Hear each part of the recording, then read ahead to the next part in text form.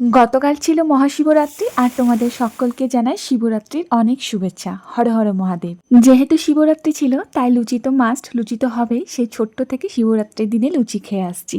আর লুচির সঙ্গে আজ করেছিলাম সেই নিরামিষ টকটক আলুর তরকারি। আমার বলার অপেক্ষা রাখে না, তোমরা নিশ্চয়ই অনেকেই এই টক আলুর তরকারিটা খেয়েছো, আর যারা খেয়েছো তারা নিশ্চয়ই জানো এই তরকারিটার কিরকম স্বাদ হয়।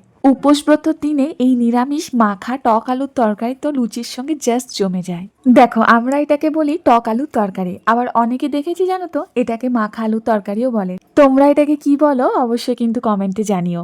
বেশ 5-6টা মিডিয়াম সাইজের আলু প্রেসারে আগে থেকে সিটি লাগিয়ে নিয়েছিলাম। তারপর মিক্সিতে একটা পেস্ট বানিয়ে নিয়েছিলাম টমেটো, আদা আর কাঁচা লঙ্কার। তারপর কড়াইতে গোটা জিরে, গোটা ধনে, শুকনো লঙ্কা, তেজপাতা ফোড়ন দিয়ে ওই পেস্টটাকে দিয়ে আর যা যা সমস্ত মশলার দরকার সব দিয়ে হাতে মেখে চটকে আলুগুলোকে দিয়ে দিয়েছিলাম। আর সাথে বানিয়েছিলাম এই গরম গরম ফুলকো লুচি। যারা খেয়েছো তারা তো ঠিক আছে, আর যারা খাওনি তারা অবশ্যই কিন্তু এই তরকারিটা বানিয়ে দেখো, লুচি বা পরোটার সঙ্গে খেও।